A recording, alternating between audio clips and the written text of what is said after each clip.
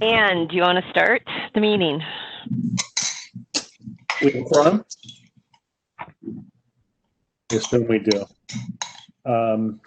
May I have a motion to approve the agenda? So moved. We'll call that a motion. Do I have a second? Second. All in favor? Aye. Overwhelmingly approved. May I have a motion to approve the meeting minutes? I move to approve the meetings from September 2nd, 2020. Second? Anyone have a second? I second. All in favor, say aye. Aye. Overwhelmingly approved. Okay. I am going to share screen.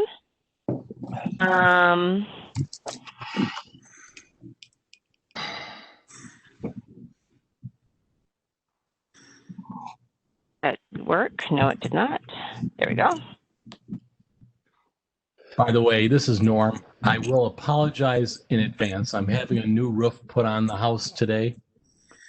So if you start hearing background noises of shingles being pulled off and hammering, let me know and I'll mute myself. Thank you. You know, it's generally a good idea if you're not talking to mute because we do get a lot of background noise in these meetings. So, this is the agenda. It's been broadened out. So discussion items were to discuss the draft report. Mayor, do you want to take it away? Yeah, hi there. Good morning, everyone. Good morning. My husband's going to shortly bring me a cup of coffee, which I don't find time to get down yet. So I'll sit that in. If anyone's bothered, I'll turn off my video. Okay, so I want to walk through a couple things today with the report. And I'll just talk these through. They're on the agenda here. One, sort of the process for commenting and how that's working or not working for people, how we can improve it. Second, I want to go through kind of sections of the report and talk through with you guys, now that you've had a time to kind of dig into the report and look at it more, what do we see as the roles of these different sections? You know, how do they tie in? Why are they valuable? Are there things we're missing or things we don't need? And any general impressions.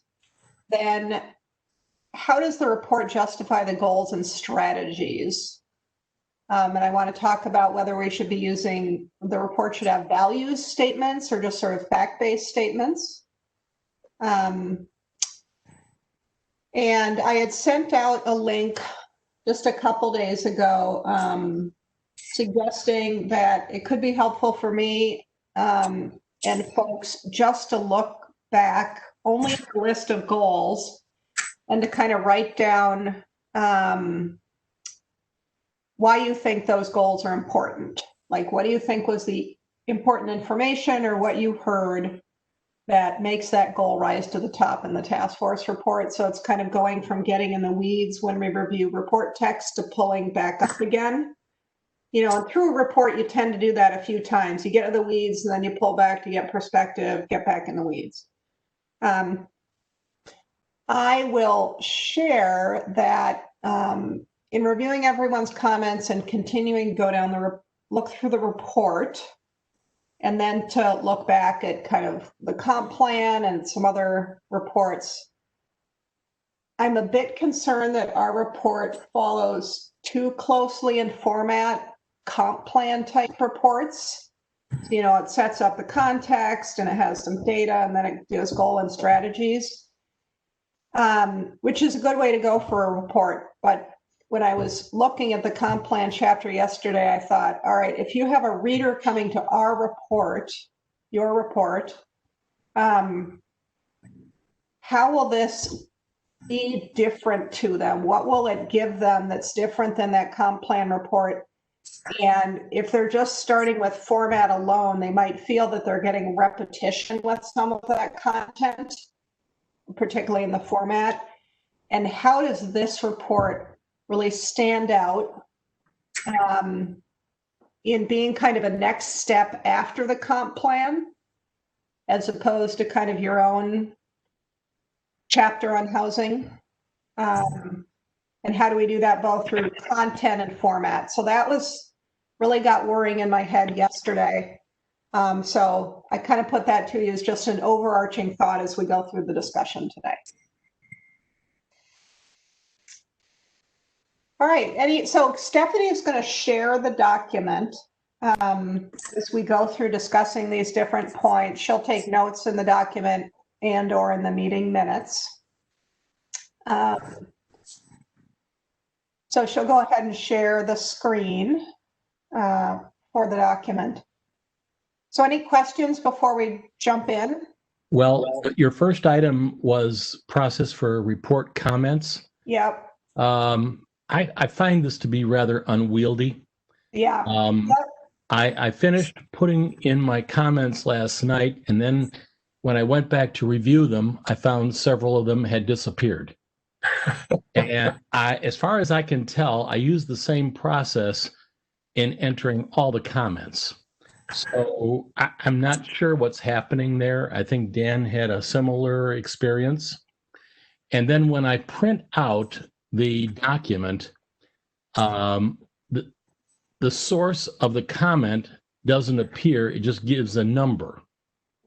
And I'm not sure if there's a way, for example, looking at the page right now, the first comment online, it shows it coming from Stephanie, but then when it gets printed out, it says comment number 1. Yeah, I had that experience too, Norm, and the only way I was able to get around that was to save the document in its comment form as a PDF. And when I saved it as a PDF, I could view them. But when I tried to save it as Word, it did that truncated format like you found. So I could go into Word and then they'd open up if I went over them, but a print version wasn't useful. So Norm, let me respond to Norm first. Yeah. Aren't the comments color coded? Doesn't each person have a different color of their comment? So even though the name disappears, I thought the color follows through. So that's one. And then on mine, starting from about page 12, all my comments disappeared. So I'm spent this morning going through and doing it by hand. So I will say this: going forward, if you're going to make comments, you might want to do them on paper before you put them on the documents, in case we lose them. And I don't know why. None of us obviously know why. Yeah, I don't think the color coding is strong enough. You don't think it's strong enough? Doesn't differentiate well enough between colors. So Stephanie's in blue and I'm also in blue, and Okay. we're both S. And So I think I don't know. doing this PDF makes more sense. Okay. Yeah.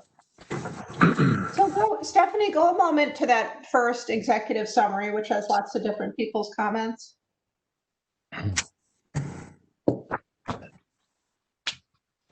Okay, so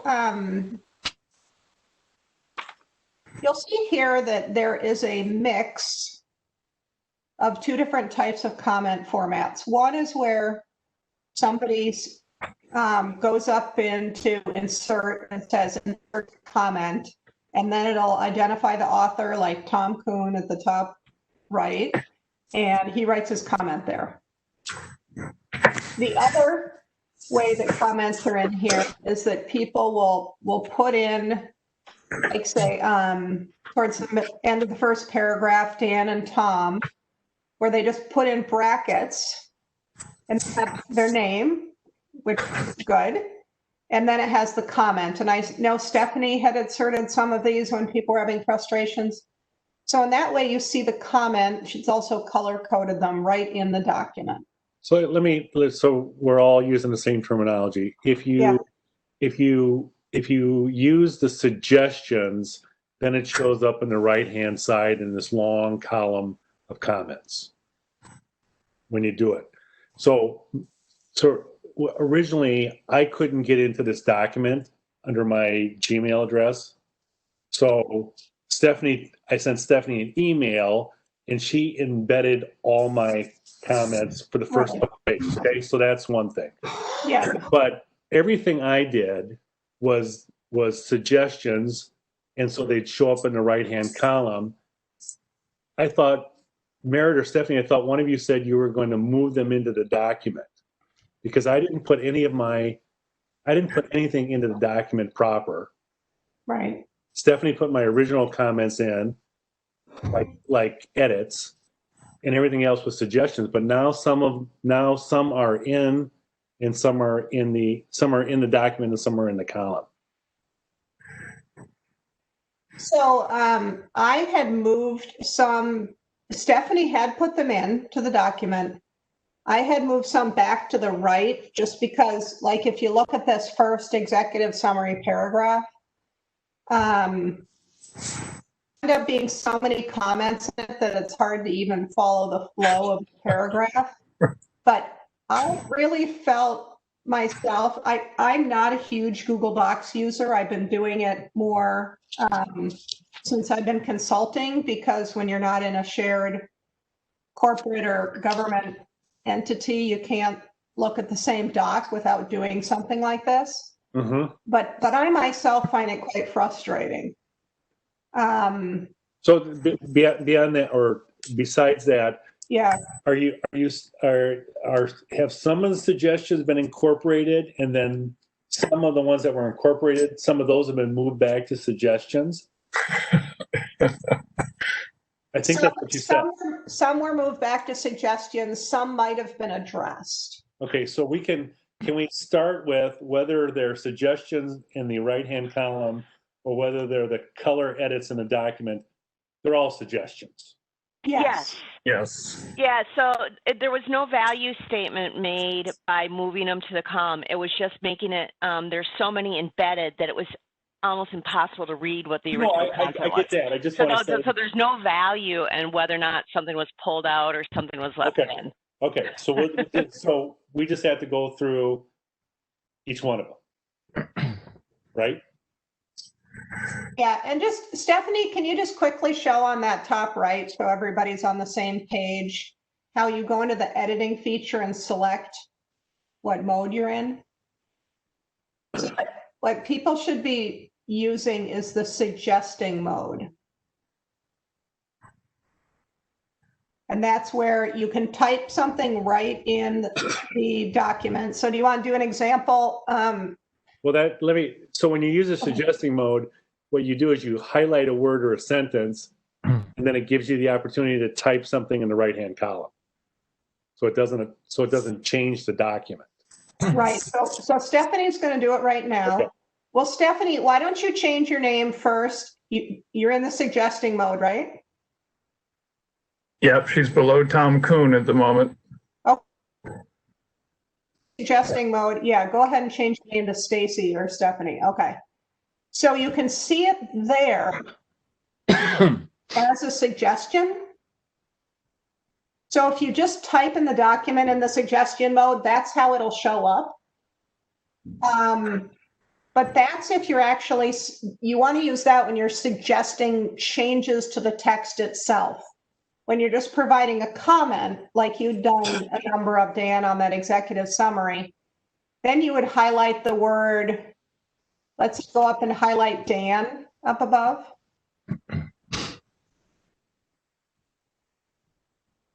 And then you you go down to insert and you hit comment.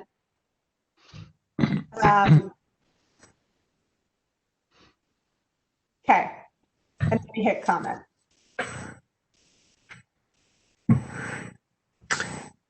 You have to hit the comment, Stephanie, for it to take. Yeah. Okay, so how do you then go back and modify that? If you said, I want to get rid of that, that was a ridiculous comment, and I just want to delete it. Can you do that? So go to the three dots. Yeah. And you can hit delete or you can hit edit. Great. Thank you.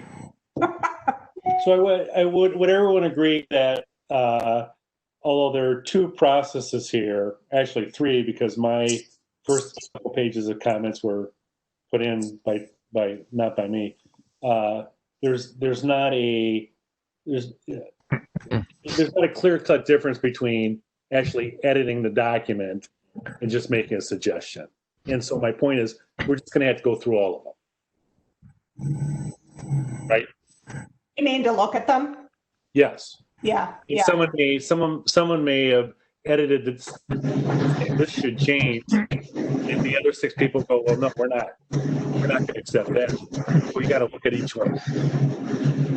So this is Bernadette. I started because you guys were also diligent and got your comments in, and I was kind of late to the party. I started getting a headache, like reading all these comments and questions and things, and I just stopped. So I haven't commented at all on the report because I couldn't really understand what we were talking about by the time all the modifications and footnotes and sidebars, and I agree with Tom and I agree with Dan and I don't agree with this sentence. Like, I just was like, whoa, okay, well, I will maybe wait for the second draft to insert my comments, because having all of us commenting on the same draft at the same time seemed like a lot. So then I thought, well, I hope this is an iterative process and there'll be multiple drafts. So maybe we have like, and again, I don't want to be redundant, but I was just thinking if there's certain things we can just, I don't need to go through and say, I agree. So maybe we just accept, we review this set of changes and then we give, kind of a next round of comments and a next, I don't know. I'm just thinking, is there a way to make it easier and more productive for everybody by allowing or giving everybody a blank copy and then we each comment separately and then put them together or something? I don't know. I don't like commenting on other people's comments or necessarily seeing, while I'm doing my own analysis, what other people think. Not because I don't care, but it's just like, I kind of want to react on my own first and then see what other people are thinking. I don't know. And maybe that's just me, but I think it's a very good point. It's this first round is like we're having a discussion, but it's not in real time. correct. It's difficult. Can we get an unedited version? Yeah, I found that easiest to do. I mean, I was the first one to put comments, but when it was just, what Merritt put forward, it was easier for me to go through. And I don't know what happened to some of my comments. Maybe I'm looking at the wrong version, but did they just get accepted or, and some of them were just picky little things. They weren't, so. I'm confused by it. Okay, another option, and this was employed by the comp plan subcommittees, was, and we did this when we initially reviewed the comp plan and the 2006 housing plan. Was that we create an Excel spreadsheet and then you guys would have to put down the section and the paragraph, and then you write your comments in the Excel. And so the document itself doesn't get touched, but you have to then explicitly say where your comments would go. Well, if you that would work on this document.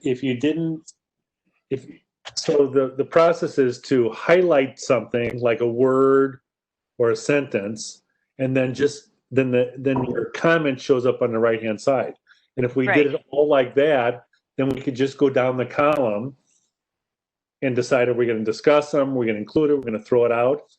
Right. That's a much easier process. Now we've got a mix of the two. Yeah, and I think that's what Merritt was trying to get at, that it, and I agree, Dan, that might be a better way, because we don't need to, at this stage, comment on editing for grammar or anything. Yeah, and we don't, and no one's suggestion should go into the body of the document because we haven't accepted it yet. Right. It might be a nice suggestion, but we got to discuss it. So is there a way of undoing everything that's been embedded in there and pull it all. I mean, it's going to be a ton of comments, but at least it's just a long column and we can go through it. And the other thing we can do is we can say to everyone, would you go back and look at your comments and see if you want to delete it, make it more readable, things like that. That's my suggestion. And I think back to the original point too. Let me get back. Oh, shoot. Not mean to close this earlier. All right, I'll get back to that later.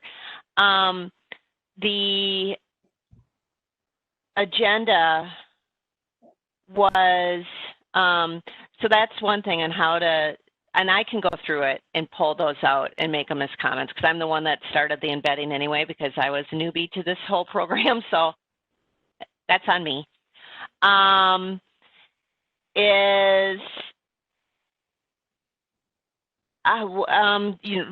email yesterday was stepping back a bit and having the comments at this stage be more of a large picture concept tone thing rather than the details. Is that correct? Am I interpreting that correctly, Merritt? Yeah, I mean, that was part of it, that might be easier for this first round. But Stephanie, Dan, I like what you said. The only thing I found frustrating when there are a lot of comments to the right is that the comments would spill onto other pages. Yeah. And so you have to have some patience in making sure that like if you click on the comment, if you've linked it, if you've highlighted a word, like Stephanie just in people, then if you click on her comment, it'll bring you to the word so you can see it. So here's what I'm getting at here. We've done, each of us has done a lot of work. Yeah. Is it worth spending some time today plowing through this? Plowing through these comments and try to get whatever people said, going through them, dealing with them now, and then hopefully we can clean this up and the next round is going to be less comments and more focused. Sure. Yeah, why don't... That's my suggestion, but I would like some other people to comment. Yeah.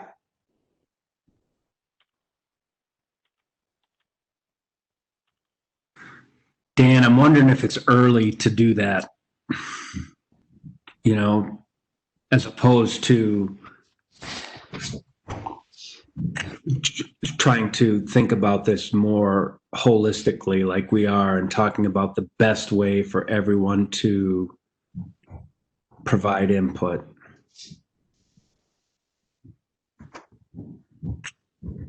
Anybody else? Joe, I think that's a good suggestion, and maybe we could take a few minutes to go around all the panel, all the members, and get everybody's comments about their initial impression and any changes in direction that they would like to see.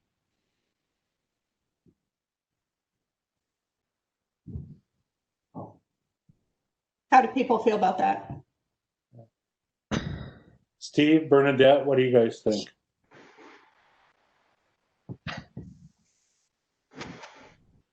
You're on mute. I guess I don't think, I guess I don't have any, I want to go back now that I heard Merritt's comment about the comp plan and look at that and compare the two documents and revisit that. But I'm willing to listen. Like I said, I found reading the report to be extremely frustrating with all the comments and stuff. So I don't really have a good sense of document itself. Because it was sort of incomprehensible to me by the time I got to it, because there had already been so many comments. But I would love, I want to, like Dan said, people have put a lot of work into it, and so I would like to hear those impressions, and I'm happy to provide commentary on the next round through, I guess. Well, I suggest maybe we start with Joe and Norm's suggestion of just kind of some high-level feedback from people that dug into it. And then go to looking at the structure of the sections. And maybe Stephanie can pull up the comp plan and we can show kind of a comparison of the two. And I'll just share some of my observations and thoughts. Other people can. And then we can go to reviewing some pieces in a little bit more detail. How does that sound? I'm okay with that. Okay. All right, well, why don't we do a round robin on just kind of some high level takeaways you had from this round of looking at it. Norm, do you want to kick us off? Sure. I have two impressions. One is I think that it right now at this stage, the report seems to me somewhat fragmented. Mm-hmm. And I think we need a larger executive summary that brings to the reader where the direction of this report and what the conclusions are likely to be and where we're going.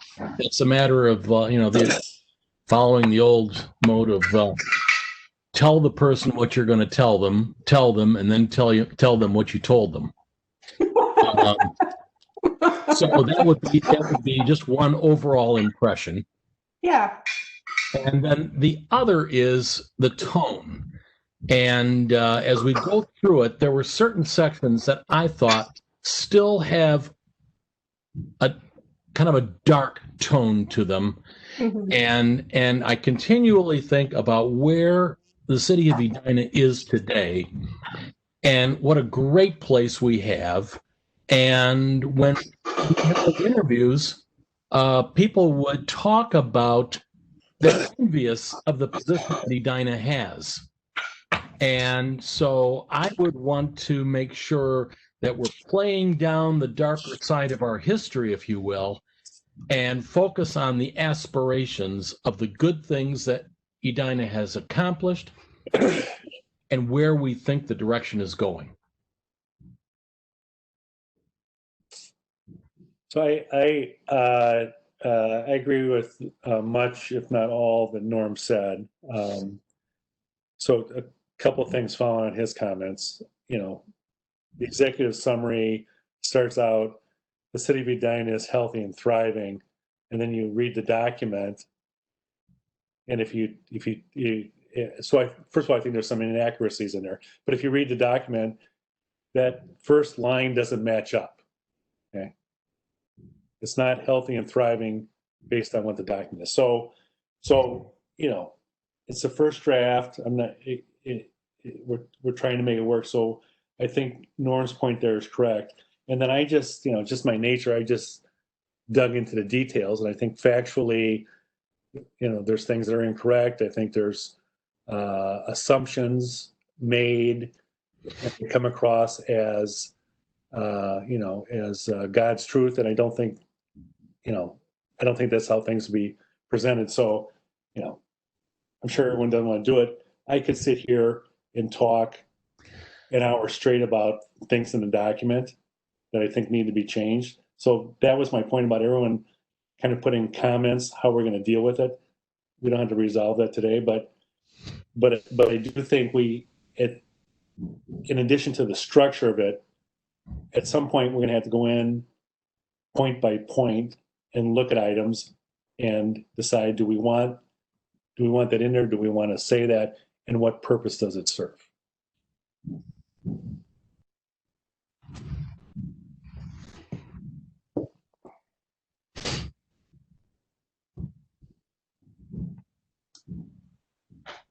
Joe?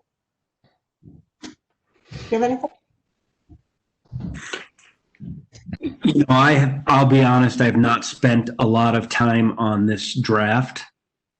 But it struck me when I tried to go through it, which I found a bit difficult with all the comments embedded, that the tone tends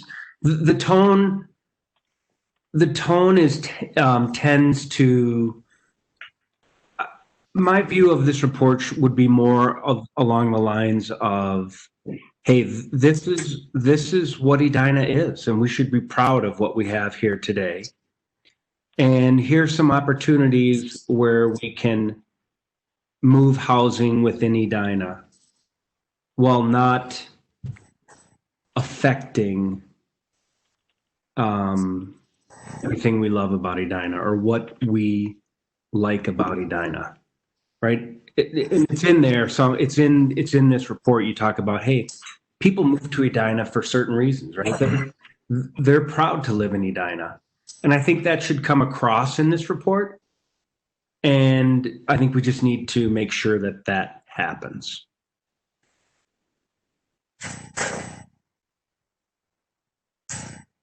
I'm gonna go next. In the interest of transparency, I haven't looked at the draft yet, so I do not have any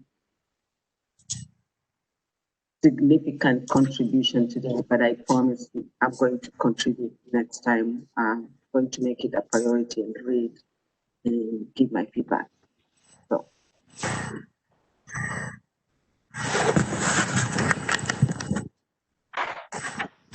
Steve, do you have the next? Yeah, I can go next. When I look at the structure of this, I'm pretty comfortable with the executive summary as Dan proposed modifying it. The next section on housing for people, health, and prosperity seems to be the section where we're starting to deal with some of the contemporary themes that are going on in society. And I think that's helpful, and we should continue to do that. I think when we get to the state of housing in Edina, this is an opportunity for us to bring in the Maxfield study. So I think this is where we can start to differentiate ourselves from the 2006 succession plan and from the comp plan. This is new data, it's new information, it sets the frame for what we are proposing to do and why we want to do it. And it speaks to all the housing in Edina, not just affordable housing. So I think it's a great way to frame things up. So that's what I would see adding into the state of housing in the Edina section. I think the other thing that we need to make sure we incorporate into this document somewhere is a sense of specific guidelines. That's the thing that struck me most out of Mary Brindle's comments, that she's looking for guidance. I think to the extent that we can provide what we would offer up as consider these 5 points when you're considering any new housing proposals, that would be considered helpful to the city council. Lastly, when we get to the tools, I feel like this is one place where we really could end up wasting a lot of time and energy duplicating all the tools that are already listed in the housing chapter.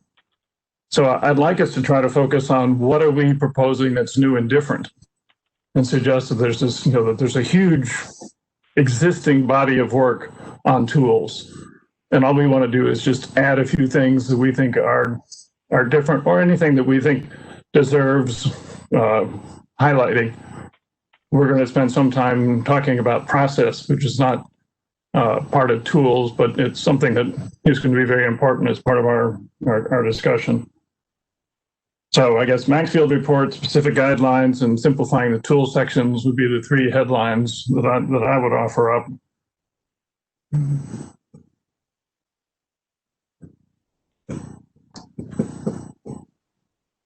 Thank you. Tom?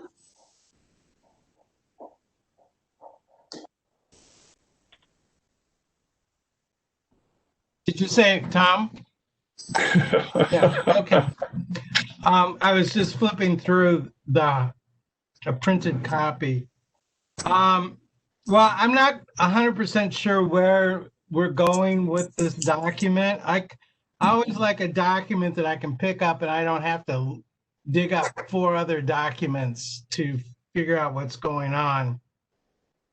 Also, I think in an email, I sort of wanted to make sure that we address some of the arguments issues that people are concerned about, like impact on schools and traffic and things like that.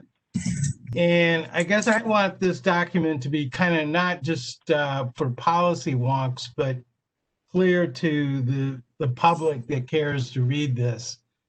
It may not have a big background in community development or in housing. So perhaps that requires it to be lengthier than some would like. I'll take an example. Steve talked about tools, and I think we can highlight some tools here, but I also feel like in an appendix, you could have a long laundry list of options that exist in Minnesota, but the city, for one reason or the other, hasn't used in the past or might use once in a while. I guess I'm more kind of let's go forward kind of person and not dwell on what some people might perceive as the sins of the past. Because I guess I'm not big into guilt trips. I'm just, so I think the comments that I added in the beginning were more just small things here and there. I guess I'm not as sensitive to tone as some people are. And so I'll let you guys kind of take the lead on tone. All I know is you don't put in words that the FCC censors. Beyond that, I guess I thought that there would be more in the future as we kept working with this. Like we have goals here, but then at some point, do we add tools or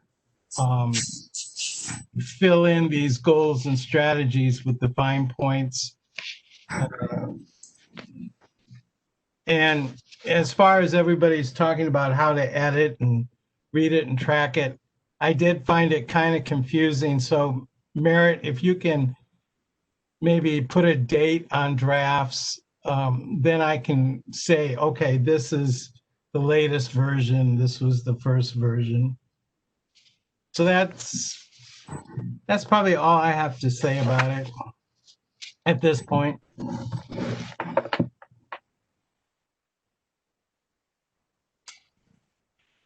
Hello? Again, did you have anything to add in addition to what you'd shared previously? Well, I tried to, but then things disappear, and so I guess I have to sit down and kind of read where we are at now and go through and see what more, because you know, like some of my comments early were kind of small, like insert a word here and there, and just for clarity. And I don't know what some of where we're at with those. Yeah. And say, can I ask a question? Who is Reese Carter? Huh? She's our new management fellow. I introduced her at a meeting a few weeks ago. Okay, I forgot. And she has a particular interest. She wanted to come to Edina because of our attention on housing. Okay. Well, sorry if I missed that. Thank you. It's fine.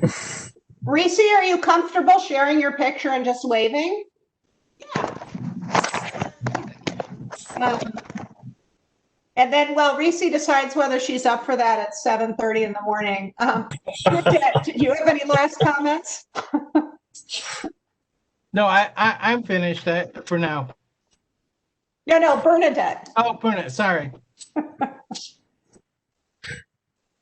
Hi, Reese. Sorry, I'm unmuting. You can turn it off again, but at least people now have a face. All right, what'd you say, Bernadette? Anything else? No, I think I kind of made my comments at the beginning, but I totally agree with the tone. I don't like the doom shaming people into action. So I think the thing about Edina is that we have it's an interesting vantage point to write a report like this, because so often communities are under-resourced and they have problems. I think one of the interesting things about Edina and the opportunities we have is that it is such a prosperous community and it has so many strengths that, you know, how do we build on that in an equitable way? I do think we just, in the context of where we are in the world, I think totally glossing over, you know, kind of inequities or issues in the past might seem a little Pollyanna-ish, but I think we don't need to belabor the point. I think we can just make a couple statements like, hey, things happened in the past, we acknowledge it, and this document is about looking to the future. So I like the idea of it being aspirational and future-oriented and action-oriented versus kind of like a mea culpa for all the things, and we're sorry that we have privilege and we're bad, this is terrible and whatever. I mean, I think we can say, you know, Edina is a prosperous community, but we also want to be inclusive, and we want to have a community with an eye where equity is a value, and I think we're on our way to do that. So, can I, Bernadette, if you're done, I want to add something on your comment. I don't want to interrupt you though. So, okay, so for example, there's a difference between something that happened in the past that, you know, we'd all like to turn our eyes away from. It's so horrendous. And something that happened in the past that we'd all like to turn, but has a present impact. Because if it has a present impact, then we have to think about it. So, for instance, on page 12, the section housing market and public/private roles. And that first paragraph that starts, there are also private land use rules, and it says, while these covenants are no longer legally enforceable, they created racial segregation patterns that have proven durable and remain stable today. So if that statement is true, then that's something we have to deal with. But if it's not true, then we would stop at, then we would just share some of the history. Well, I do think, and I think that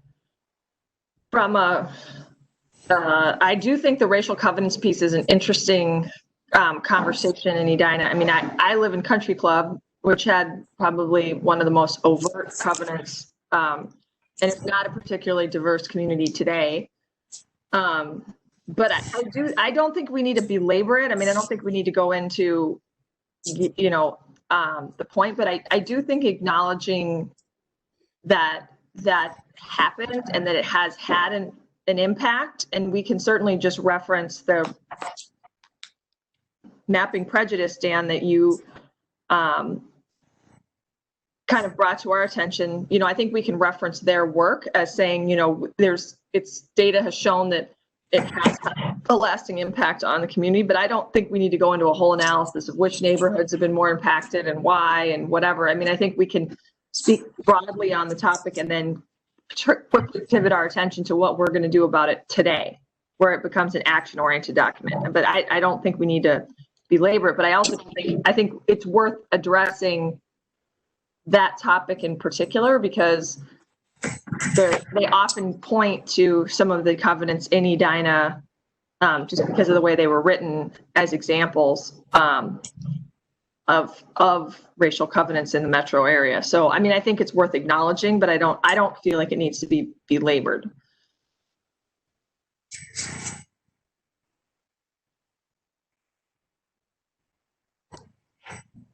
I agree with Bernadette. I live in Morningside.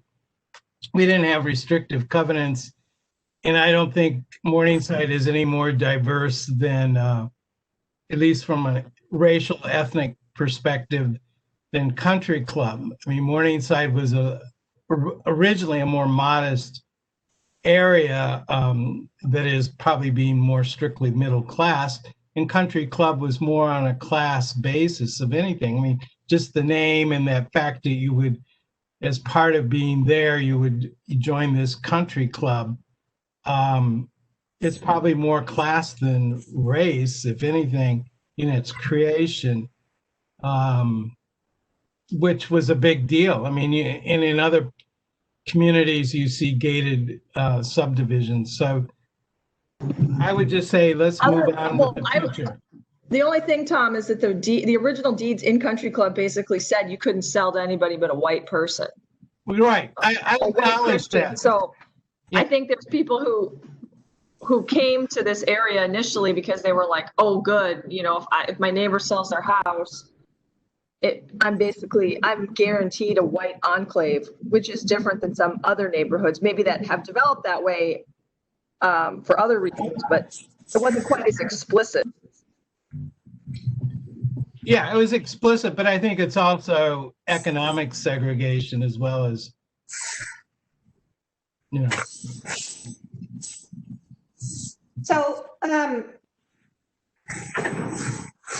thank you for kicking us off on that. I think I found that extremely helpful to hear you all talk through your thoughts and some ideas there that I think are really good. It's all right. I would like to jump into steps, kind of taking us quickly through the different sections. And we can just spend a few minutes on each one saying, you know, what we think of the role of that section is, or if we don't really, or if we think the section isn't that important, that we don't need as much of it, or there's something else we need more of.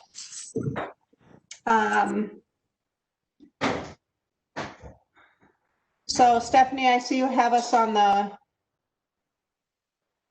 okay.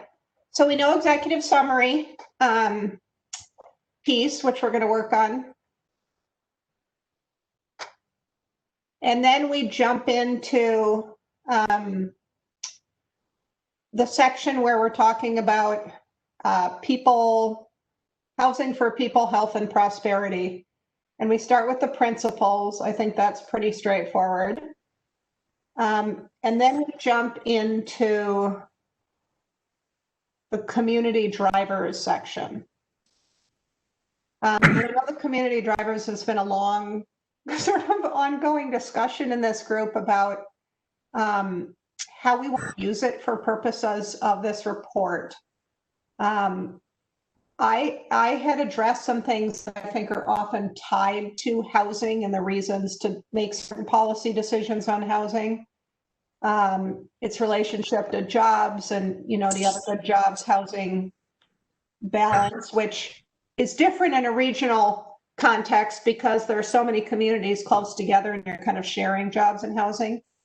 And then there's schools and a number of other items. The original community drivers had also included that aren't in here, suburban to urban. And can you go to hello, Stephanie? Population growth, suburban to urban, education, and quality of life. I think the school section would get education. Quality of life is kind of a general topic. Population growth, I think we hit on more in the next section, state of housing, and suburban to urban isn't discussed. So I want to hear people articulate when you're thinking about what we've just said on the report and that it should be something different than the comp plan, and what is the value of discussing these interrelated elements? How is it setting up what we want to recommend in the report? And there was one point I think that Tom might have made is, to what extent should the report acknowledge some of the concerns or ideas people have about housing in relation to these things? So for instance, people might think that bringing in more housing will help the schools, and other people think that expanding housing might detract from the schools. And does the task force want to be having things in the report where it kind of addresses your process of thinking about those things and evaluating them?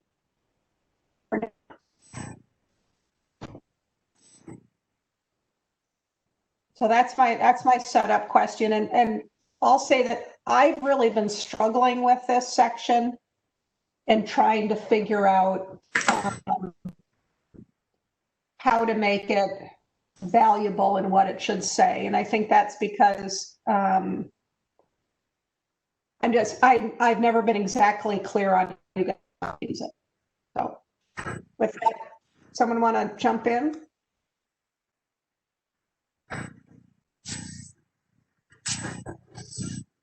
I'm going to jump in, Merit,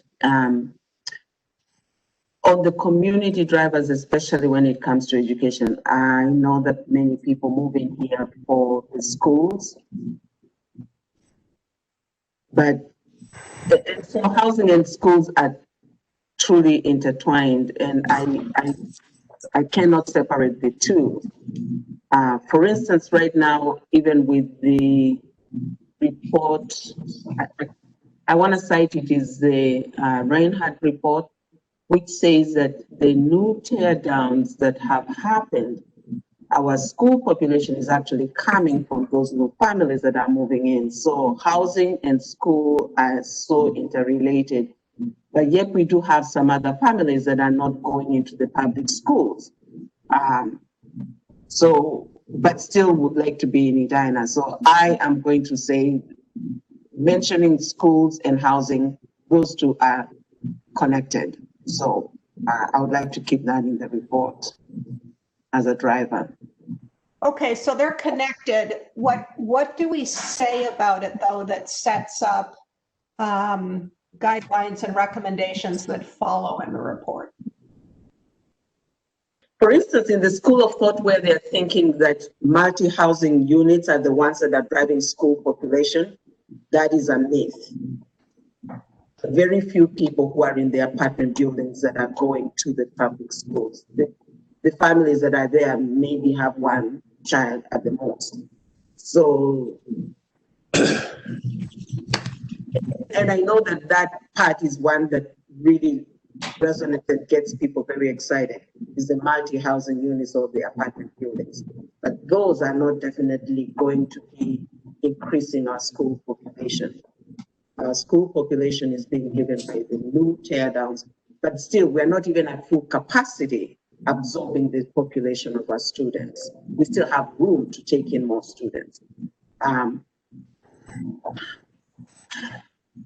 So I guess my thing is just wanting to separate that in order for us to stay viable and in a healthy community, we have to have that school population driving our community, and our housing will be is a major factor to that. So. Okay. Thank you. Does anybody want to add something on the schools quickly? I would. I think it should be mentioned here, but I've said this a while back. The school's responsibility is to educate anyone who lives in the school district. Okay. So for me to ask this question, does adding affordable housing community negatively or positively impact the quality of the school system, is preposterous. The school's there to educate whoever lives in the school district, whether someone bought a tear down for $800,000 and built a $4 million house and has 3 kids that enter it, or a single mom with 3 kids moves into an affordable unit in an apartment building. The school's responsibility is to educate them. I don't know why we would be discussing housing policy how it affects the schools. The school's mission is a given. And we shouldn't adjust our housing policy to either make it easier or harder on the schools. So let me put this out. So, an argument that's heard in many communities when multi or rental housing is proposed is people somehow articulating that the addition of that housing is going to compromise the quality of the schools. And so, for instance, as an elected official, you have people coming to a meeting and that's one of the concerns they articulate. So if this report suggesting, new types of housing, should it be addressing that topic? Joe, just A little bit to what just Dan said. Janet, I didn't hear what you said. I said, let me respond to just what you said about the school's mission being educating. You are absolutely right. yeah. Historically, we know education and housing are intertwined. Segregation has had a very powerful impact on the quality of education, depending on the zip code you're in. For instance, right now here in Edina, all the affordable housing units are in the school, in the Richfield School District. When you go to rank the school district of Richfield, compare it to Edina, there's a markedly different ranking of those school districts. So we are going to be ill-informed to try and say, oh, the school's mission is not tied to where you live. It is absolutely tied to where you live. Why do we have open enrollment? Open enrollment is trying to integrate and say, well, some school districts are doing better than others. How can we get everybody getting the same level of quality education? But so the zip code you live in does determine the educational outcome. And I, to say, for the sake of all children, it shouldn't be dependent that because you're in a the school district, you shouldn't have access to quality education and still have a good place to live. I believe it should be a human right granted education, and housing should be available to all equally. So that's my take. So Let me offer an analogous example here, because I think it's so preposterous to ask this question. So the city has done and will do many things to make it more accessible to people with handicaps. Okay, so if you have an older office building and you come in for a permit to make some changes, you've got to upgrade certain things. You might have to add an elevator or a ramp or something. Okay, would anyone say, oh, that's going to attract more people with handicapped kids to the city? And will those handicapped kids have a negative impact on the school system? I hate to say it, Dan, but people will say that. Well, I don't mean will they say it. I mean it's preposterous. Well, yeah, I agree, but they'll still think it because there's so much biased, or that somehow.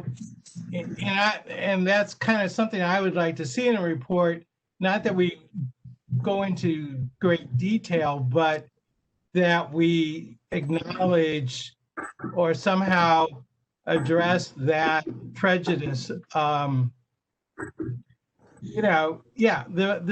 public schools have a mission to educate everybody, and to a degree they try their best. Sometimes, granted, having gone through the public school system, I'm not going to say it's 100% that they take it to heart, because I've had kids with some challenges. But I think we need to acknowledge that the schools are a factor in drawing people. Just like we need to also acknowledge that transportation, as pointed out in the Maxfield study, was actually a greater driver. But I know Joe and others, and even myself, I mean, we all think about the schools. That's why my wife and I picked to live in Edina. Actually, our focus was Minneapolis, but we found a house at the same price. And that was the deciding factor. And the other thing I want, one last comment, we should also talk about open enrollment gives us flexibility, so that if we get more Edina kids because of growth, we can cut back on the open enrollment if there's a capacity issue. I'm done.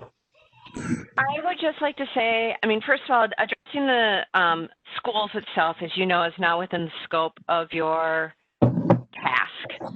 But that said, in quality of life surveys, and I read newspaper articles back to the 70s, and the issue of schools and housing is interrelated in the sense that Edina was becoming a very aging population. It was getting to have the similar median age as retirement communities in Arizona. If you have an older population, you do not have children in the school district, and the school district is suffering financially because you don't have children to fill the classroom space, which is one reason why they have open enrollment, not only for diversity, but to fill their classrooms so they don't have to like close schools. So that was one reason that affordable housing came into light, and why I was hired in part was to make it so young families could move into the city in order to fill the schools. Because if you have a higher proportion of people that are open enrolled versus living in the community, then who's going to run the bake sales? If everyone that lives outside the community, they're less inclined to volunteer at the school, they're less inclined to do other things. So that was one of the reasons why affordable housing became a focus of the city, and why housing became a focus of the city, was to keep the schools strong. Stephanie, how many affordable housing units do we have, and how many students is that generate? I don't have the numbers offhand. Hazel Reinhardt, this is what Janet was referring to. Hazel Reinhardt did a whole study about this and reported it to the city council and the school board, saying that people were freaking out because they're saying all the multifamily housing was going to fill the schools, and it's something like 1 child per 10 units actually enters in the school. I'm missing something here. I thought you said part of your role was to drive Correct. school population through affordable units, and it really hasn't worked out that way. Not through multifamily. Okay. What is needed, that is why there was a drive, and it has not been successful thus far, on getting affordable ownership, single-family ownership, because, as Janet said, most of the school children are coming from single-family homes, not multifamily. Okay. But houses are turning over to young families and not staying in aging hands, which we're not trying to push people out of their homes, but unless they become accessible to starting out, young couples that want to have children, it does have an effect on the schools. So I'm going to go ahead.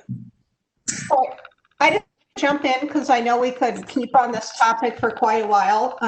What I'm hearing is it is important to talk about, to some extent, schools and housing as part of community drivers. What I'd like to ask now is we just hop to each of the other topics and people give a quick kind of show of hands or shout out if they think it's an interrelated topic we should be discussing or not.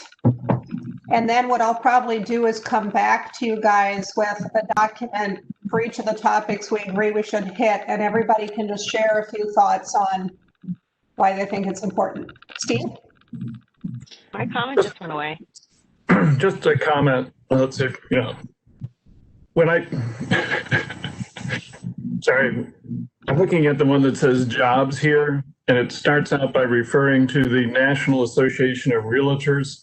And I found the last discussion that we just had was very useful because it spoke specifically to Edina and used information related to Edina. And I'd like to just reinforce the idea that that's what we should try to do throughout this section, is make it specific to Edina, use data related to Edina, and don't use general information that may or may not have some relevance to Edina. But just try to work with what we already know. So, for example, we have information directly from the Met Council that was used in creating our forecasted need for housing that speaks specifically to the ratio of the number of low-income jobs to the number of houses for low-income people. So we can use that context to support whatever recommendations we're making later. But just make it all specific to Edina. Thank you. So how many people think jobs is something to be touched on? Jobs, housing relationship? I can't see everyone. Stephanie, Steve. I think so. Oh. Yeah. Okay. So I'm going to leave that in now. I'll come back. I want to keep moving through. So what's our next topic down there? Stephanie, after schools, we have transportation. I heard Tom talk about the importance of the linkage between transportation and housing. It's certainly in the comp plan quite a bit. What other people think? Do we talk about that relationship in this or not?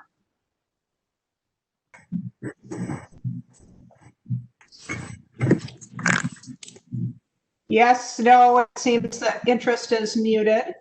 Well, I excuse me, since the Maxfield study put it as a high point, Okay. what makes the community attractive, actually over and above the schools, Okay. that Okay.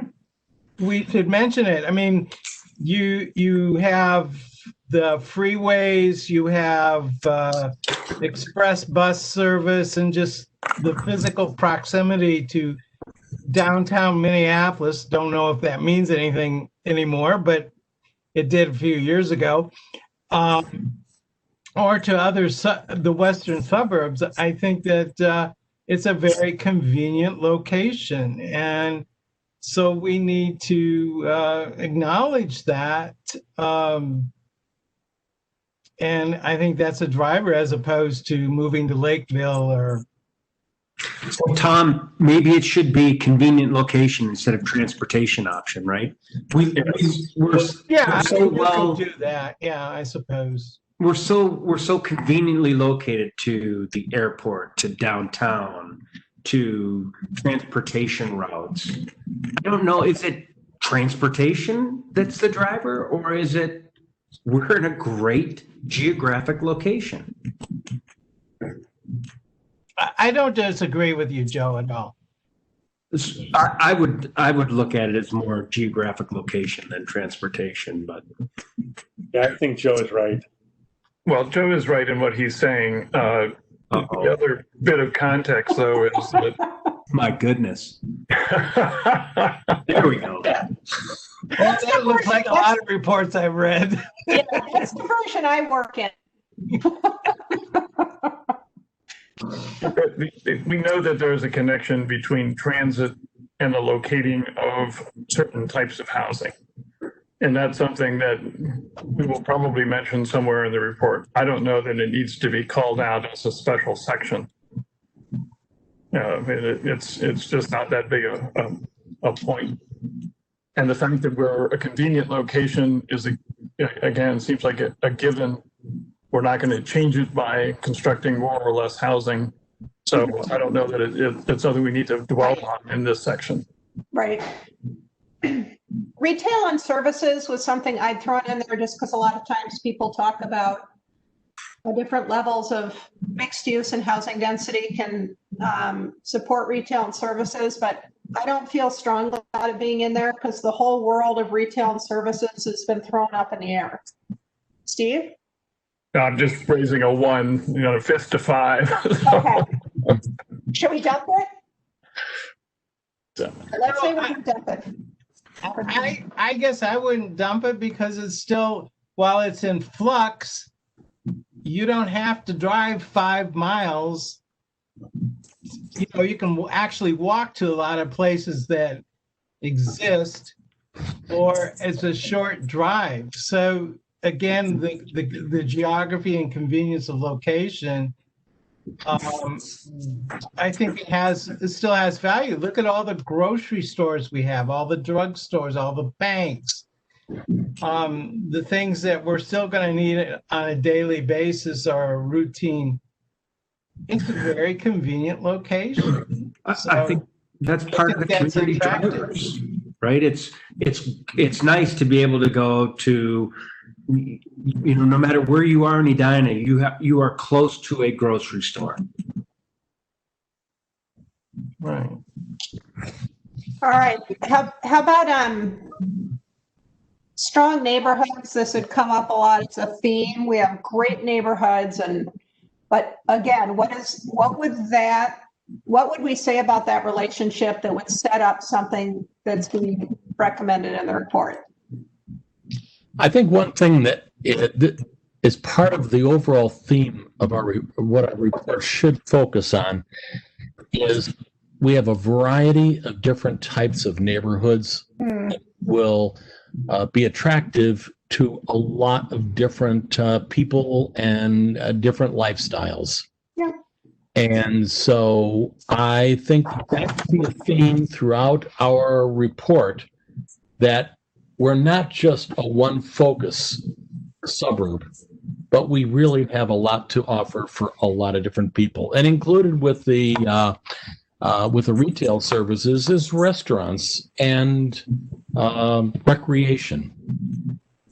And overall, I think that the community drivers is an important part of this report to set the stage for our recommendations. And this is an opportunity, I think, to talk about why Edina is such a special place. I love that point, Norm. That might be something to bring out. I mean, people can think about this. Should the report talk a little bit about, the city having these different places that have these different mixes, like you say, that interest to different people in different points of their life. And maybe that's something to talk more about, why that's a strength. Tom? I think it's also, as you mentioned, the differences.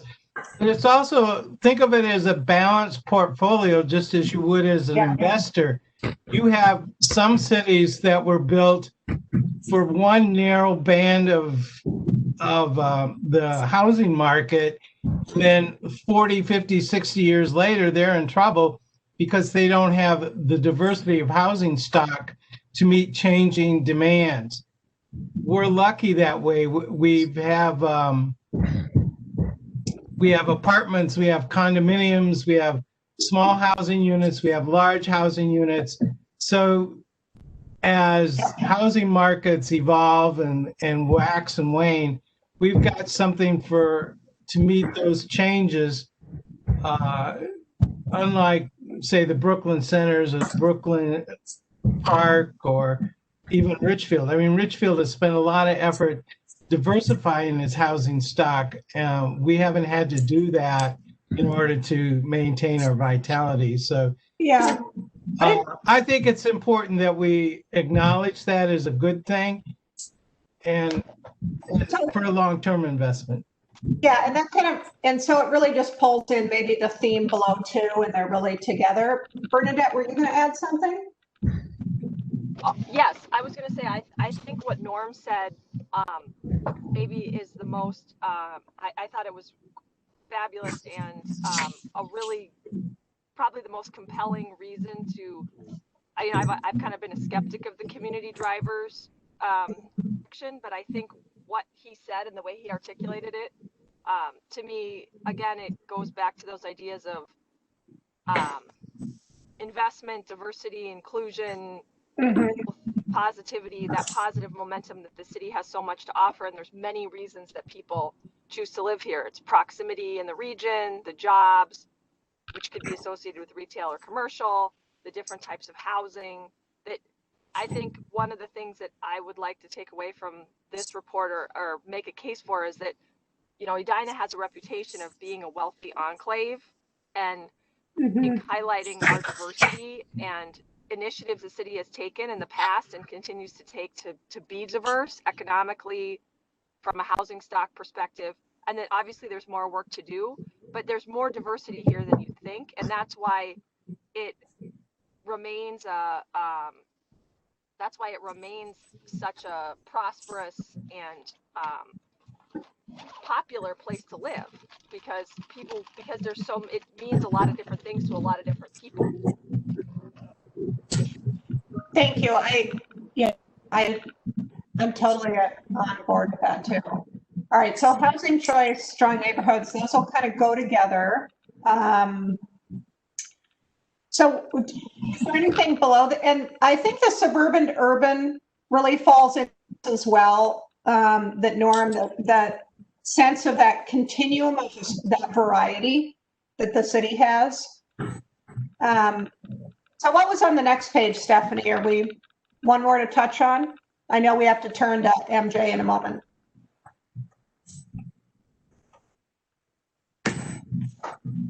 No, that was it. Okay. So I'm feeling better about that community driver section based on the discussion and kind of what to draw out and how to build it. Merritt, can we get an unedited version of this? Yes. Okay, you have that? Yep. I'm happy to share that again. Yep. Thank you. You don't want all my comments, Joe? No, not at all. I do want to see everyone's comments, but I also don't. I also find it. I want to see it as originally written so that I can synthesize all of my thoughts a little bit more clearly. So, Stephanie, should we turn it over to MJ for a bit? And I think we're going to check in on the engagement. Also, I just want to check in. We're going to go back to the report discussion after we talk about engagement, but we'll be losing people today at 8:30. Anyone? I'll be leaving at 8:30. Okay. Okay, let me see. MJ had to step away. MJ, are you back? Okay. We wanted, I have texted her, so she's probably making her way back to this. She had other work she had to do. Here she is. We've had these ongoing conversations regarding what does community engagement look like and what does it mean. And I think we're starting to narrow it down, but I'm not totally sure that we're all on the same page.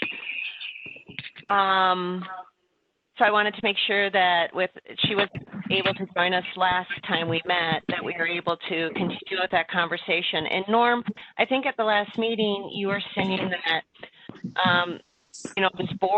this task force is pretty diverse. You come from different areas of Edina. You have different perspectives on all topics. So you do understand or get the method behind the madness of how everyone was selected to provide a variety of viewpoints, and that the Better Together is a tool that can be used to share once we have a draft report to open it up for public comment. But there was concern that it wasn't going to reach everyone, and that you wanted to make sure that we advertise the ability to solicit comments and feedback using whatever media mechanisms we have. And I did confirm that that was true, but I don't want to paraphrase. So MJ is on to help us again talk about what is needed, desired, reasonable for community input, and at what level and why.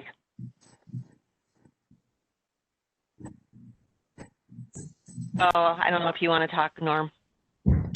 Sure. I received your letter, your email back on September the 3rd. And that was just when I was walking out the door to start our hiking trip. So sorry I haven't responded back to that letter, that email. But the things that we have been talking about more recently, I think, are the kinds of topics that it would be useful to receive feedback on. Something about the community drivers. How do people feel about what Edina is looking like and what it ought to look like? And I think that probably would differ based on the area of Edina. And I think it would be helpful to get that kind of feedback. I had mentioned lot splitting and ADUs. There may be some other things that it would be helpful to get feedback on. And I suspect that the feedback that we would get would be different from neighborhood to neighborhood. Your comment was, so what would happen if we got feedback that was split, or that we got feedback that was different from the assumptions that we've made so far? I think that would be pretty valuable information. And it would be helpful both to us as well as to the city council and the planning commission to know what the general community feedback would be on those issues that we think are important. So, what are your thoughts on that so far? So are we talking about I have like a list here where it says zoning to encourage splitting lots. There's like 4 bullet points. Is that the email that we're talking about, Stephanie or Norm? Well, that was I was referring to Stephanie's email on September the 3rd, and it listed 4 points. Okay, right. So as we think that the information is useful for the purposes of this group, what would you guys do with that information if it came in against your assumptions? How is it going to influence your decisions? Like, are you going to, are we even at a place where once you get that feedback, would you have time to go back and even modify your report back based on that as well? This is Joe. I'm unsure why we would have to modify our report. It would just be another perspective, right? This is what the committee thinks, or the task force, and this is what a survey said. So then, I guess then why would you guys need to ask questions if you're not going to use the input to influence your final report or your recommendations? Say something, Garrett. We're not talking. Would everybody mute? Because someone sounds like they've got an army marching across their desktop.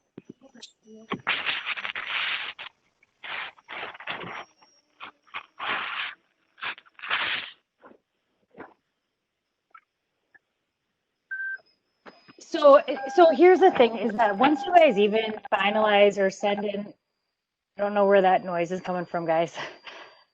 Recommendations, council might or probably will still decide to do some engagement around some of those recommendations, because they may want to ask or direct staff to dig in further to different topics as well. So we've been building up the trust with the community so that when we're doing engagement and we're asking for public participation, that we're doing something with the content and the data, that it doesn't just go into a report and then that's it. But we have to like close that loop and make sure that we're holding up to our promise to the community. And I can't remember who said it too. You are right. You guys again are at the collaborate level of our engagement strategy, that there is a reason that all of you were selected. You all bring that perspective to represent certain demographics in the community. And so you guys are an engagement group in itself. So MJ, you just said that it's likely that, you know, like when this recommendation comes forward and the city council is considering it, that they will be doing their own kind of engagement around it. So, yeah, it'd be very unlikely that they would ever implement something without actually doing some engagement behind it as well. So if engagement is recommended by this group, does the council have to sign off on the type of it? No. Okay. No, we never have council actually decide what type of engagement we do or how the techniques we use. We have them affirm the level of engagement that we're going to do. So like for this task force, they affirmed we're going to do the task force at a collaborate level. The techniques that we use inside of it are kind of up for us to figure out what is the best way to get that information. Okay.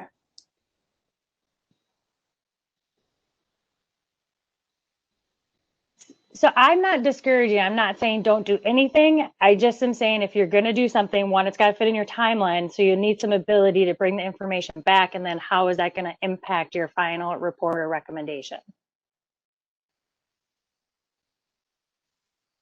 Well, I think that the same question would be needed to ask about any phase of community feedback, whether it comes through Better Together, Edina.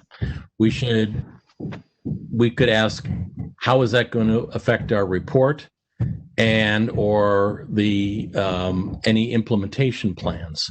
So in my opinion, a survey would be one more tool to get the opinions of the residents on those items that we think are important. Just like, and I would recommend that we use both tools, get as much community engagement as possible. Right, and part of your final report could also be asking council, here are the areas that we think the community needs to weigh in on, so that we make sure that that is something that we create engagement around before anything is actually implemented or executed. So you guys could call that out as well as a community. Here's where we think people need to be engaged on the topic.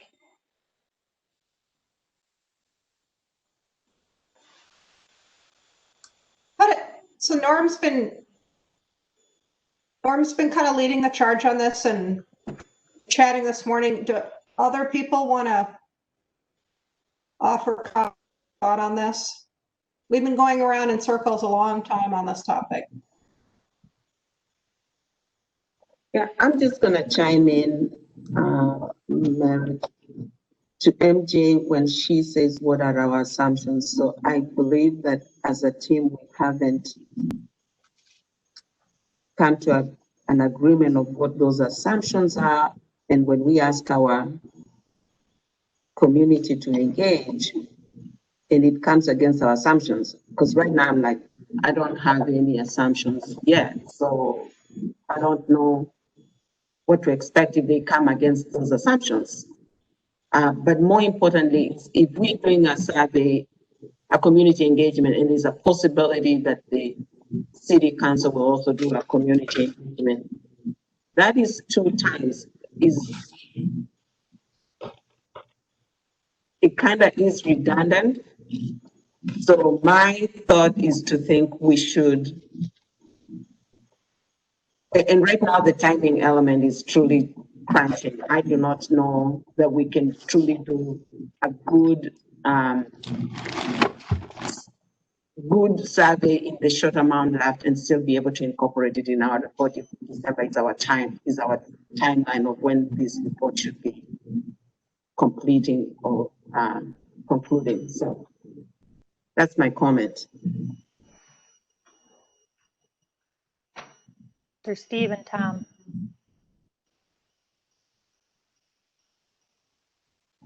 Oh, I guess there would be a couple of things I could justify having community feedback. One would be, we could also see where we didn't explain ourselves enough. So that might be helpful. It may not really change our position, but it may improve our message. I don't think we're necessarily going to go just with what the majority says, because I think, you know, a city council or any organization, leadership is an important thing. And sometimes you have to suggest something that isn't popular, but that's the way the world has to move or should move.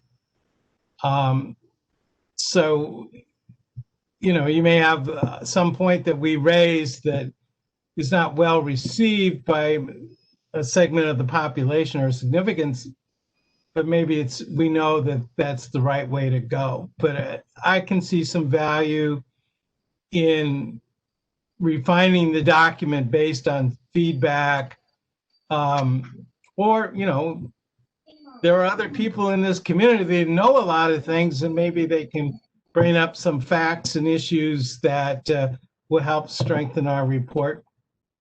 So I can see some value in feedback and community. I just wouldn't necessarily take in every comment or address some of the major concerns, though.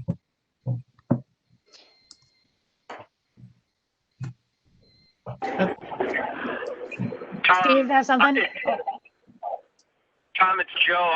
I agree that it would help strengthen the communication of the report, and maybe that would be a big goal of getting,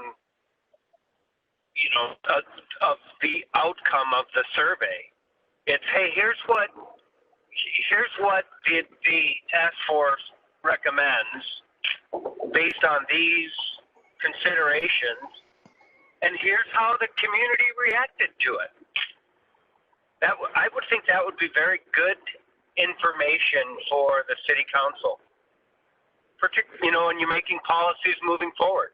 It's all right, here's the task force recommendation, here's community input, and they get to choose what are the next steps. Can I offer a idea? What if the engagement was the report's released, the draft, people are asked to review it and identify areas of support, areas of question, so that at the end of the survey you understand where the more contentious elements are within the community between different constituents, but that the whole intention is that's stated in the survey is to understand where the community needs to be having deeper conversations, because there are differences in how people sort of view housing, and that the city wants to encourage those conversations. So I'm thinking about this in the context of sort of where we are as a country, that we're not doing a very good job of talking about things we disagree on, and that maybe what this report does through the survey is sort of sets the city up to encourage those constructive conversations as a community. Steve? Oh, you're on mute. Just a second, Steve. All right, now start over. Sure. Just two thoughts. I agree with what Merritt said. We should go ahead and post the draft report when we think it's ready to be reviewed, and incorporate whatever feedback we get that we think deserves influencing the report. But the second thing that we could do is suggest to the city council that there's some questions that could be added to the quality of life survey, which seems to be the one mechanism that the city council endorses and supports, and just say that we believe that there are some contentious areas that the city council needs more guidance on in the future. And here are 3 questions that we suggest be included in the quality of life survey that relate directly to housing. And to just leave it at that and say, you need more information on these areas, and you've got a mechanism to collect that you trust, and do that going forward. And I say that in part because I don't think we have time left in our schedule to do the kind of in-depth survey that would give us information by neighborhood about how people are feeling about our recommendations. But I think that's something that the city council could do going forward, and their mechanism to do it is the quality of life survey. And Steve, you guys are actually kind of in line for that, because we are here. So I think the start of that is going to happen at the beginning of 2021, where we'll start planning those questions. Great. And then to Janet's point, you guys are, she does have a good point about the duplication of engagement, is that this has happened to us before, that we really are trying not to do it twice, because then it devalues the round that you did. So if you guys do a whole round, but then we get to the end and we're like, but we didn't really get what we need and we have to do it all over again, people kind of lose that trust of, then why did I even participate in the first place? And then it's duplication of doing things over again. We did do the comp plan as similar to what you're suggesting, Steve, is that you put it out there and allow people to review it. We would want to do some tweaks to how we did that, because I do think that the consultants got back a lot of undigestible information that was not helpful helpful to the ultimate end result. And then don't forget, you guys, there also is, obviously the housing section of the comp plan too, and so which we don't want people to go backwards, where we already did that whole process on that as well. So yeah, you guys all have really good points. So I think it's just figuring out now what is the best option and what should we do.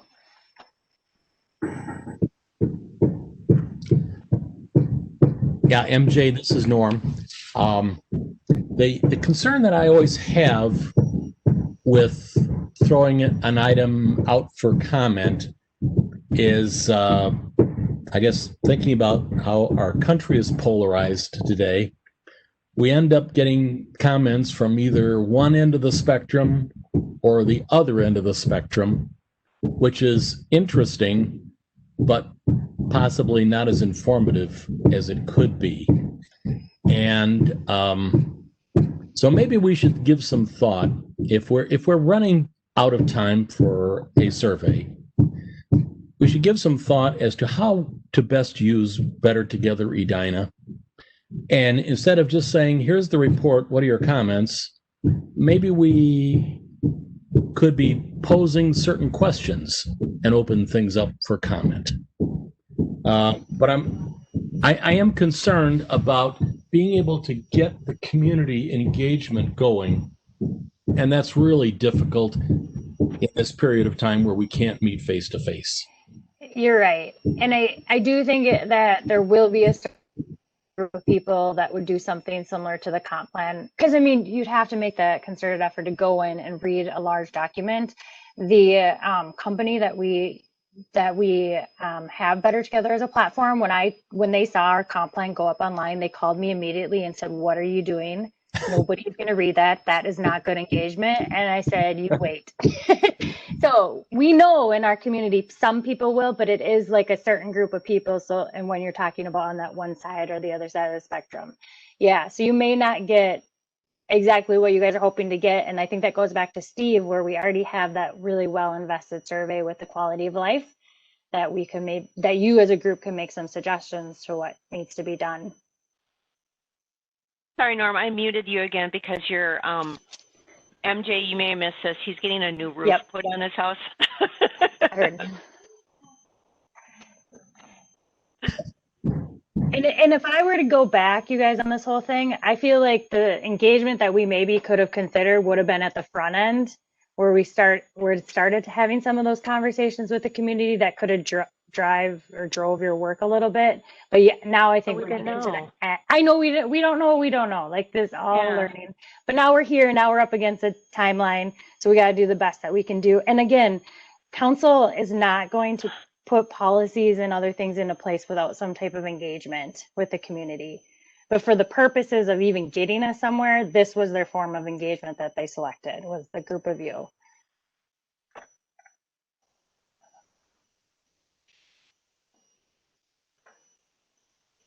So where do we leave this? Where are we at? Are we saying that based on the timeline that we have, which I can share the screen. So one thing we can consider that, okay, go ahead. Oh, sorry, this is Bernadette. What if we put up parts of the report, or like the executive summary or things like that on Better Together, just to take the temperature of, instead of putting the whole thing up, but sort of once we've crafted our executive summary, what if we put that up there and kind of our main themes, and to see if people think, we're missing, or if there's something from a big picture point of view, but we don't have people in there like wordsmithing or providing like grammatical feedback, which I feel like will probably happen if you put the whole report up. So, I mean, we could pick some selected areas, and maybe we could do it in a phased process where we throw up a portion, get feedback, see where that gets us, and it's if we're getting useful feedback or not.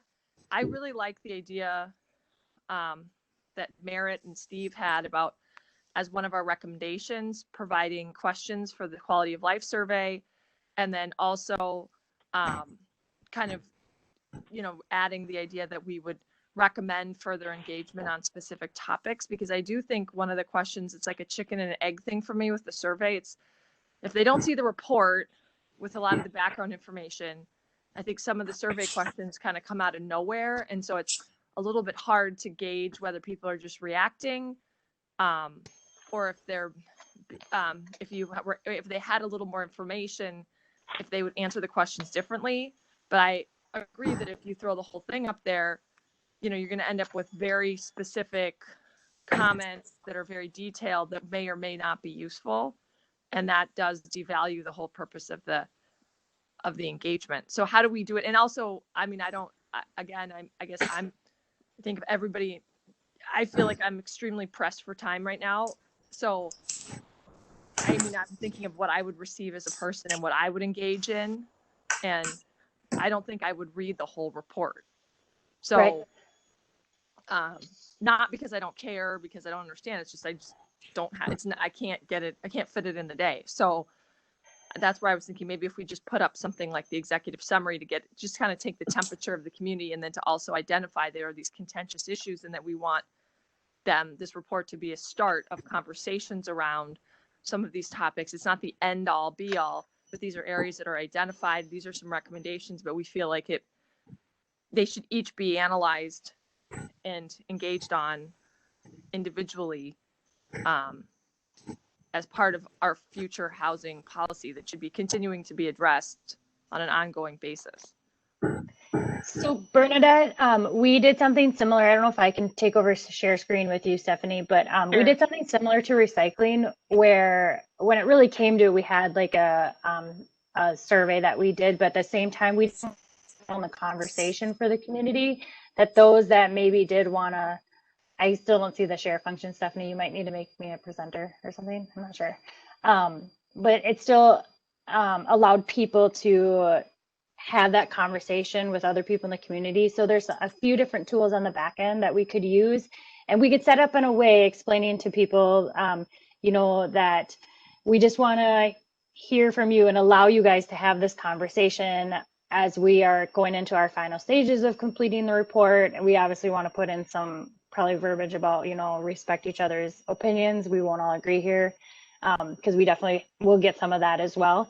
But it just is useful information that a person can go and read and kind of just see what is the community talking about, and if there are any common themes as well. That could be useful going into actually the next stage of when we think about engagement, where we could use some of that, where we know we might have some sticking points with the community. Okay, I can show it to you guys. Let's see. Can I share my screen? It doesn't give me an option for sharing my screen, but if you guys go to Better Together and just look at, that's okay. It's not a big deal. I can send a link to Stephanie. She can forward it out. You guys can go look at it. You can look at any of those projects, and they're using all different types of tools. I do want to say that the goals and strategies that you developed are currently on Better Together, but we did not do any sort of massive announcement around that. So we can work on that too, because that, to Bernadette's point. So that is already on there.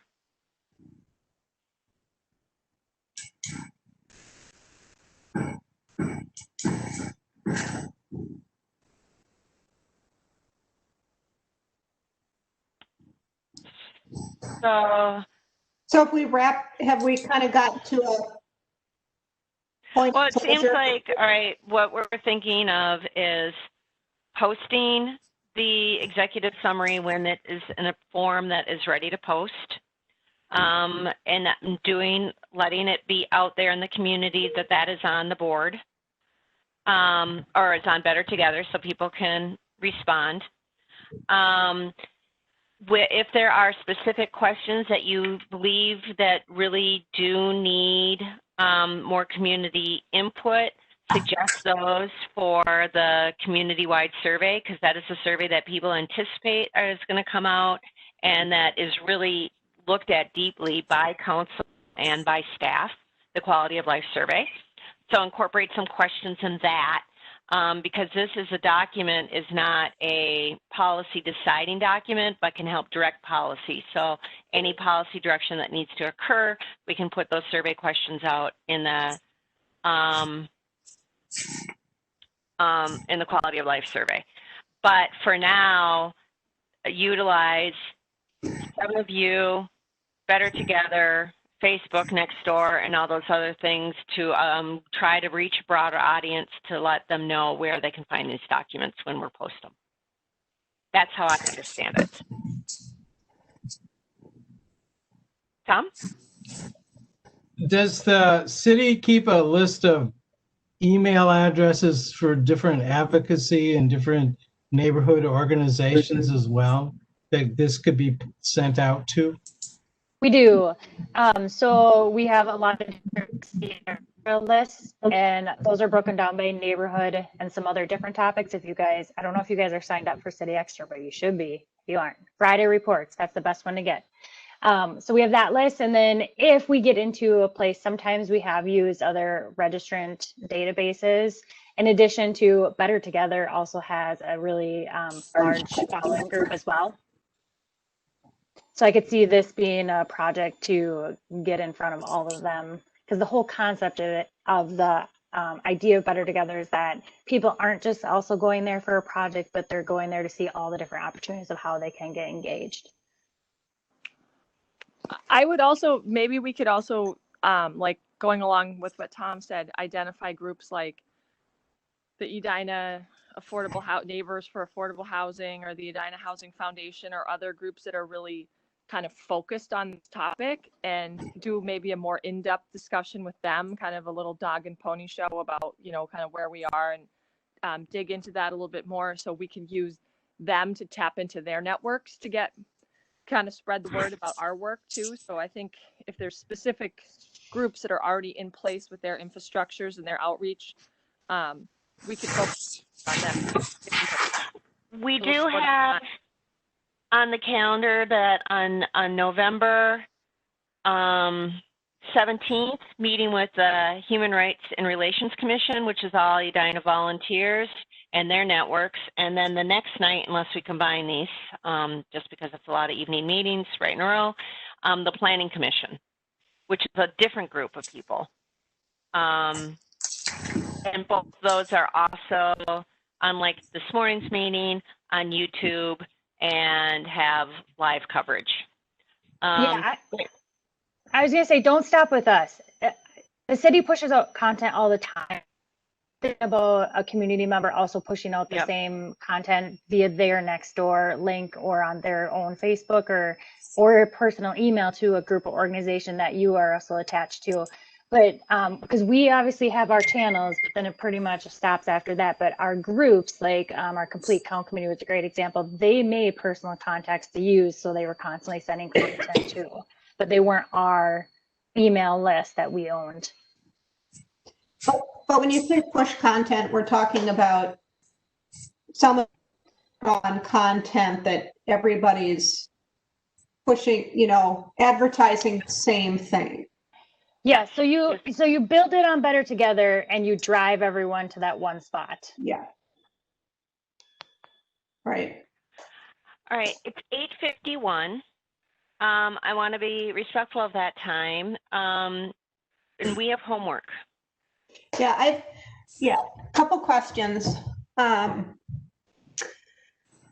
think I have a number of ideas around continuing to work on the report. So I will send everybody again a link to draft 2 as it was originally presented to you, with comments in it and with comments not in it, for Joe's request. And to think about that, what I brought up at the beginning is that the format now is kind of similar to the comp plan, where you go through context and then you have goals and strategies just kind of in a big dump on their own. And then tools, which I think we talked about today,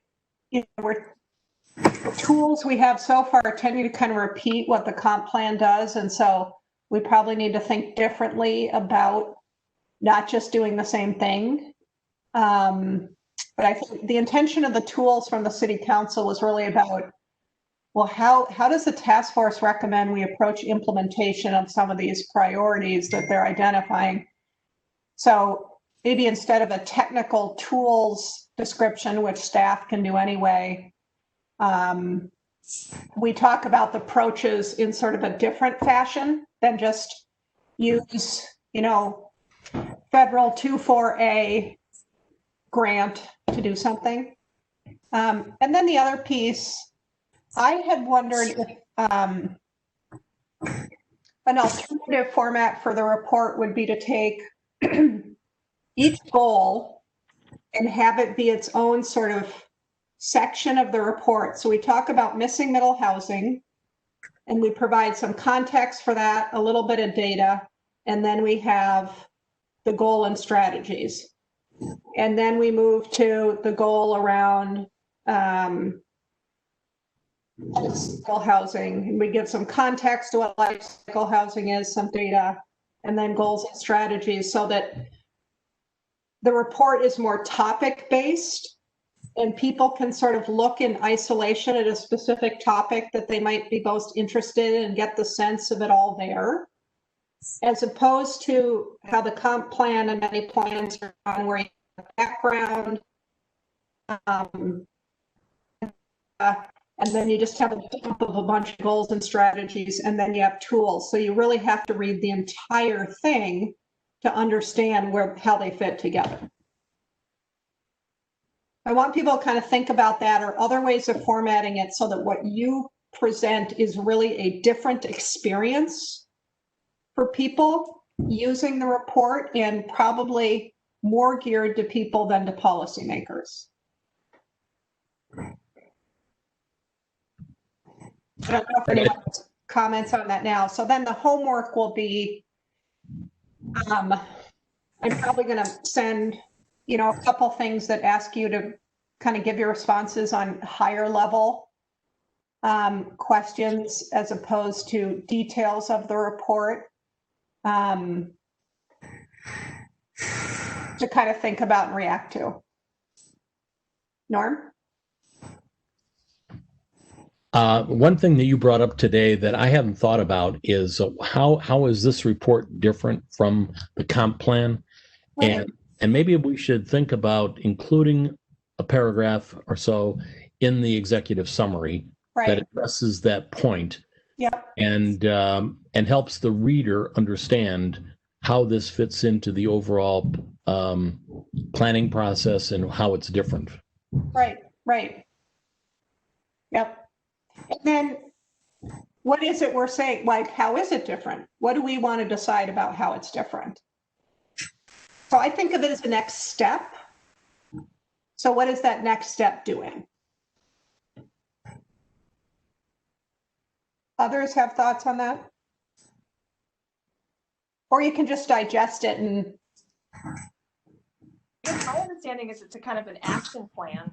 It provides specific action and frameworks, kind of builds on the next level of specificity from the comp plan to bring it in. How do you actually implement these and achieve these big picture goals that are outlined in the comp plan? Right. So then what would we think of as an action example? Because at this point, we put together strategies, goals, and tools, so people would then have to figure out what the action is based on assembling those. Are we thinking like some more tangible kinds of examples of action? I think our strategies are pretty tangible. If they actually took the strategy and said, yep, that's a good idea, we should try to make that happen, that would be an achievement. So if we said as a strategy, you need to simplify your approval process, if they took that to heart and actually did that, that would be a step in the right direction. I also think we could potentially add a couple of case studies or ideas and showcase. And I think one thing we shouldn't forget is to highlight things the city's already doing or continuing to do, that haven't been in place that long. We could talk about the Edmondson Flats development. We can talk about, some of the examples of when streamlining the approval process would make sense. New home acquisition, new home construction or redevelopment, kind of some best practices or cases. And I'm sure Carrie and Stephanie have some ideas of times when things really went well, or, or things that tweaks that could have made something in hindsight go a lot better. We could, that we could include that reinforce the strategies that we're suggesting. Because I always think a specific example where people can see a development and say, oh yeah, I really was nervous about that, but it turned out that, it's just fine, or it's not bringing doom and gloom to the whole community like we thought it was going to. Might help illustrate some of the ideas on why we are recommending expansion or continuation of a particular course of action. I like that. A minute left. Any wrap up comments? No? Well, you suggested some homework assignments. I think we probably have a few other ones. We talked about identifying the questions we would add to the quality of life survey, and Norm suggested that we would identify questions that we would want to pose on Better Together to direct people a little bit more as to what to give us feedback on. So if somebody could just write up, here are your 6 homework assignments, that would be helpful. Norm? Just as some housekeeping, we see that one of the timeline calls to post report on Better Together for comments on October 26th. So I assume that is our deadline for having a next to final copy of the draft report. Is that right? Yep. Are we on schedule, do you believe, to be able to meet that date? So this is what I would ask. I get, after we have these conversations, I get a lot of ideas of how to change the report. And so what I could do is I could go in and do a ton of work. What is your comfort level with me going from one draft to another? A lot of work. Do you want me to show all of the changes I've made, or just made the leap, and then you can look at that next iteration and react to that? I mean, how much do you want to be involved in that transition? The more you're involved in the transition, it gets a little stickier, but I want to do what's comfortable for you. I'm not as familiar with editing in Google Docs as with Word. Word, you can track changes and you can see it with the changes and without. To me, Yeah.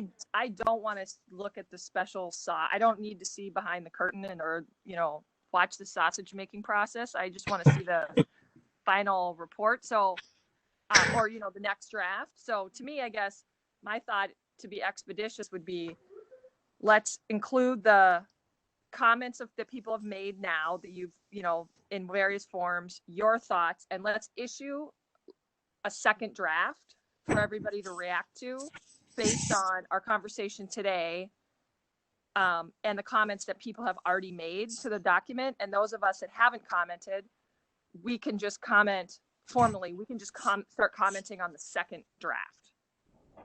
I mean, that's my thought. Instead of having everybody go back and you want to change it, we want to change it. I mean, I think we're going to get stuck into a mud pit and never be able to get out of it. So I guess I would say I'm comfortable with issuing draft 3, I guess you would say, because that one we're looking at right now is draft 2, issuing draft 3. And you could certainly do a version with track changes for those who want to see the sausage making process. And then for the rest of us, we can just look at the clean copy and comment from there.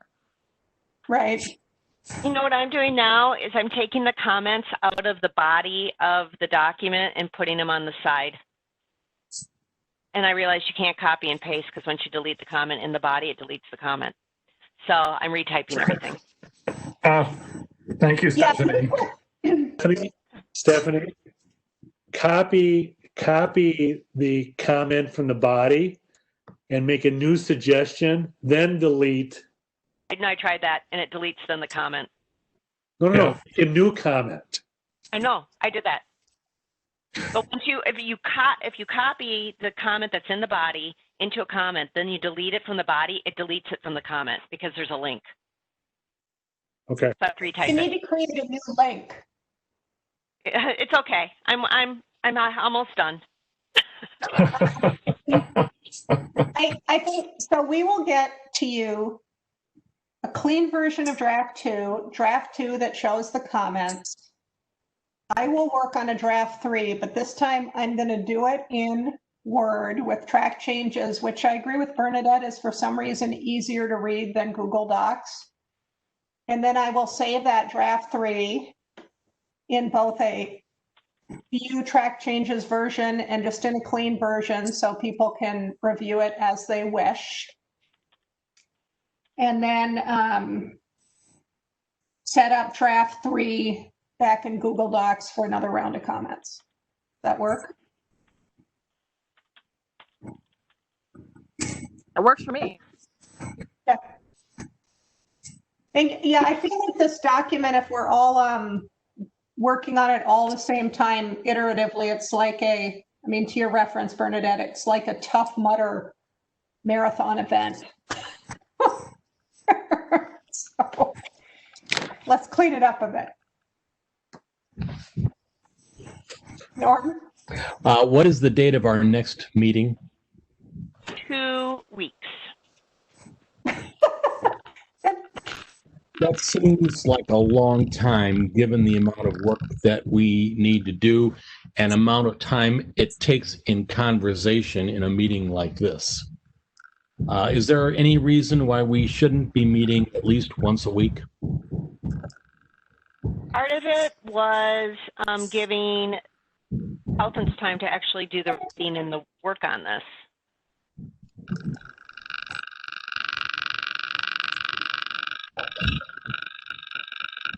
I would submit that all these things take a long time for discussion, and that discussion is probably the most important part of the work that we do.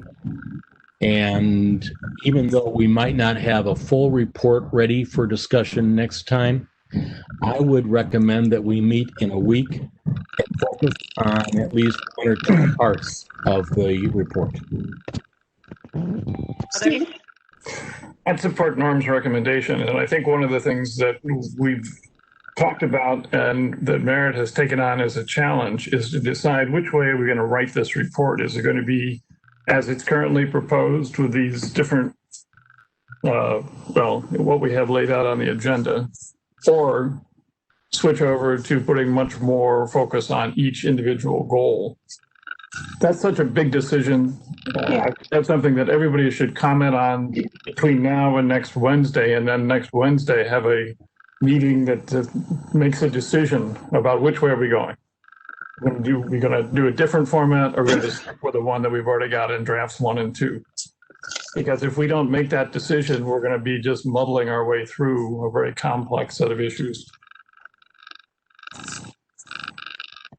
So how about what I do between today and end of Friday is I do at least one of the topics, a mock-up of what it would look like if we moved to that different format for people to look at and consider. Sounds good. That'd be helpful. That'd be great. And Mark, could you also add in the questions that you would like us to consider as what might be the alternatives of how the report could be written? Okay. So what about next? I mean, if you want to talk next Wednesday, do you think, if staff consultant time is tight, do you think there's value to meeting with as many of you from the task force as you can, or is it important that it be this whole group? Oh, it needs to be the whole group. I mean, I can make it. We're not doing subcommittees anymore, but I guess if someone can't make it, then I guess, for instance, for Janet, she's booked them for every other week, so she probably won't make it. So I agree that discussion between the 2 meetings will help move things along better. I'm just wondering what the format of that should be, and can we be going to a weekly schedule? Is that feasible? Well, we were on a weekly schedule for a while, and then we kind of switched. So, I mean, to me, I think obviously we should check with Janet since she's not here, but I think offering her also the, if we're circulating it ahead of time in writing and allowing someone to submit their comments in writing if they can't make it, just as they would if for any reason they were sick or whatever, there's, Right.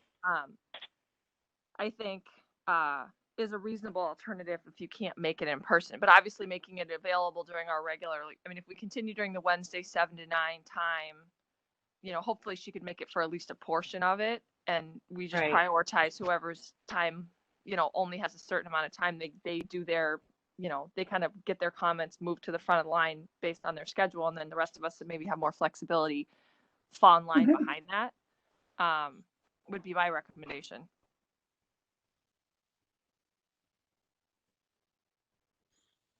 Moving forward. Okay.